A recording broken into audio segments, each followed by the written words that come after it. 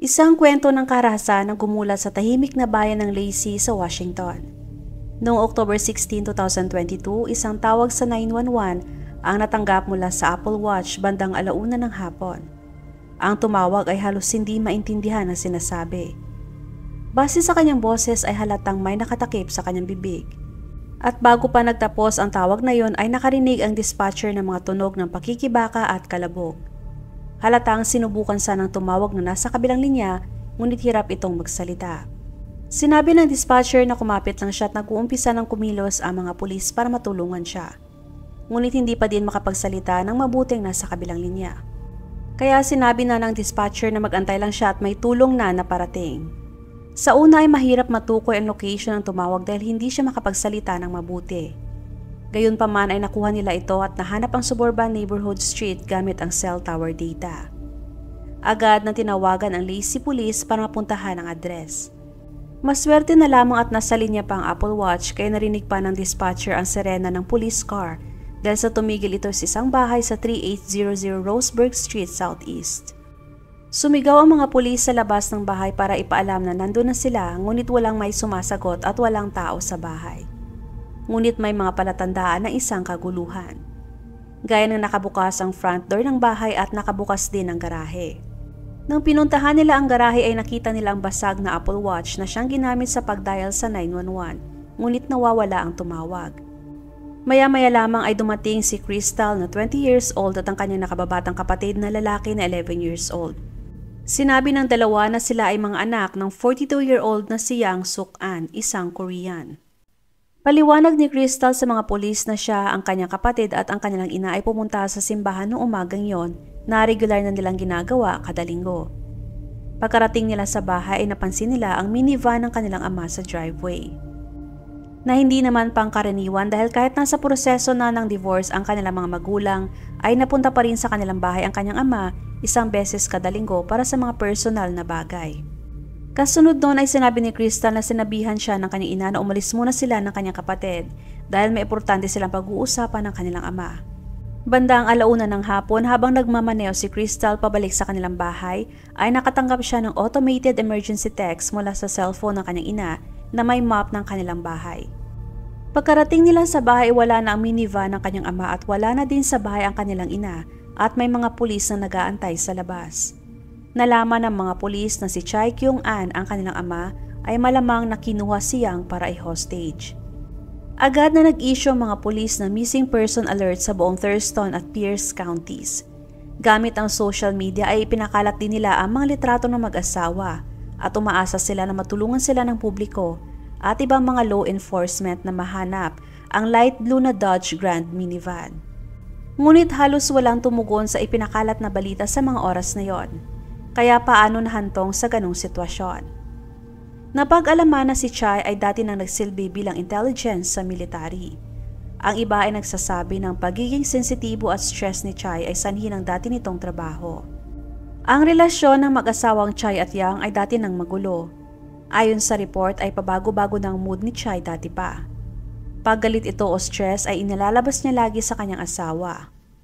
May pinagsabihan din si Yang na dati pa lang ay pinagbabantaan na siya lagi ni Chai. Na siya naging dahilan kung bakit nakapagdesisyon si Yang na iwanan si Chai para na rin sa kanyang kaligtasan at ng kanilang mga anak. Hindi inakala ni Yang na ang mga banta ni Chai ay kalaunan maging totoo. Nung araw bago nangyaring hindi inaasang pangyayari ay pumunta pa sa simbahan ng mag-ina at pagkarating nila sa bahay ay naabutan nila si Chai. Pinaalis muna ni Yang ang mga anak para makapag-usap sila ng masinsinan ni Chai lalo na ang tungkol sa kanilang divorce at kung paano nila hahatiin ang mga gastusin. Hindi malinaw kung paano nag-umpisa ang kanilang mainit na sagutan, ngunit pinapaalis na ni Yang si Chai dahil hindi na niya kaya pang makipag-away at makipagsagutan, kaya mas lalong uminit ang ulo ni Chai. Umakyat na si Yang sa taas ng kanilang bahay para magbihis at iniwan sa baba si Chai. Ayaw na din niyang makipag-away pa kay Chai dahil pagod na siyang makipagsagutan. Ngunit hindi pa tapos si Chai. Galit na galit pa din ito. Bumalik si Chai sa bahay at agad na umakyat sa kwarto kung nasaan si Yang at inatake ito. Makailang beses niyang pinukpok sa ulo at marahas niyang kinaladkad si Yang sa sahig. Sa kabila ng kanyang pagsisikap na makawala at makatakas ay hindi niya kinaya ang lakas ni Chai, lalo na at may background ito sa military. Hindi tumigil si Chai sa pag-atake at pinagbabantaan pa niyang patayin si Yang, kaysa makinabang pa ito sa kanyang retirement savings. Kasunod noon ay itinali ni Chai ang mga kamay ni Yang sa likod gamit ang duct tape. Itinali din niya ang mga paa ni Yang para hindi ito makagalaw. Nilagyan din niya ng tape ang mga bibig at mata ni Yang. Pagkaraan ng ilang sandali ay pinarking ni Chai ang kanyang minivan sa loob ng garahe at bumalik ulit sa loob ng bahay.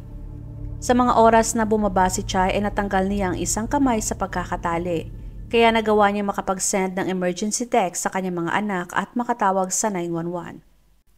Pagkabalik ni Chai sa taas ay kinaladkad niya siyang pababa ng hagdan. Yun ang mga oras na narinig ng dispatcher sa kabilang linya na hirap na magsalita si Yang at ang mga kalabog. Bilang intelligence expert kaya napansin ni Chai ang Apple Watch ni Yang. Dahil sa sobrang galit ay agad siyang kumuha ng martilyo at pinukpok ang Apple Watch habang nasa kamay pa ito ni Yang. Yun din ang dahilan kung bakit ito natanggal. Ang hindi alam ni Chai na gumagana pa ang Apple Watch na kalaunan ay nakatulong pa sa mga pulis para malocate ang bahay. Matapos mailagay ni Chai si Yang sa trunk ng kanyang sasakyan ay agad siya nagmaneho paalis at nadaanan pa niya ang police car na papunta sa kanilang bahay. Kahit na nakatali na ang kanyang mga kamay at paa at nakatakip ang kanyang mga mata ay sinubukan pa ni Yang na mabuksan sana ang trunk, ngunit hindi siya nagtagumpay.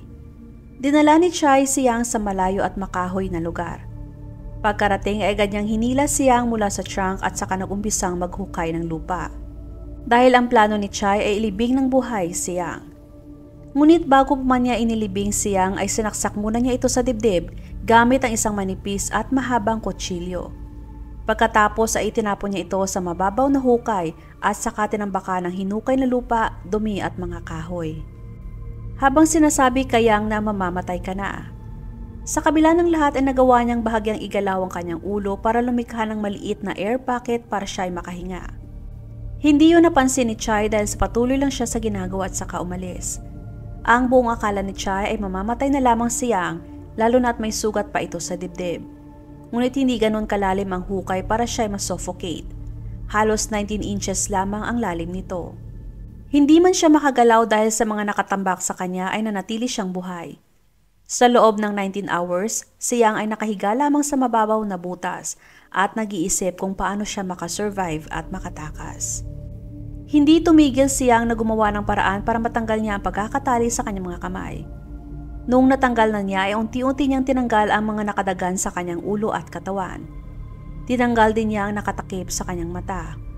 Kahit masakit ang kanyang dibdib ay pinilit niyang na makatayo. Noong nakita niya na nasa gitna pala siya nakagubatan ay agad siyang naglakad ng mabilis. Ngunit sa di kalayuan ay nakita niya ang minivan ni Chai na nakapark. Kaya agad siyang tumakbo ng mabilis palayo para makatakas. Sa kabilang banda naman, ang mga anak ni Yang at mga pulis ay nag-aalala na. Nag-umpisa na ang mag-imbestiga at maghanap ng ebidensya ang mga pulis. Kinuha nila ang lahat ng CCTV footages mula sa mga kapitbahay at sa mga kalsada. Sa isang camera ay nakuna ng isang lalaki na nakasuot ng puting t-shirt at itim na shorts na pumasok sa garahe nila Yang. At saka nag-drive ito ng minivan papasok ng garahe ulit. Ilang minutong lumipas ay umalis ang minivan papuntang south. Ngunit sa kanilang pagsisikap ay walang nahanap na bakas ni Yang ang mga pulis nung araw na yon. Gayunpaman, bandang 1 AM ng kasunod na araw ay nakatanggap ang mga pulis ng tawag mula sa isang residente ng Stedman Road na may layong 6 miles mula sa bahay ni Yang. Ayon sa homeowner ay may narinig siyang ingay at hinala niya na may tao sa labas ng kanilang bahay. Agad namang dumating ang mga pulis at gamit ang kanilang headlights ay may naaninag sila na figura ng isang tao na nakayuko sa likod ng shed sa harapan ng bahay.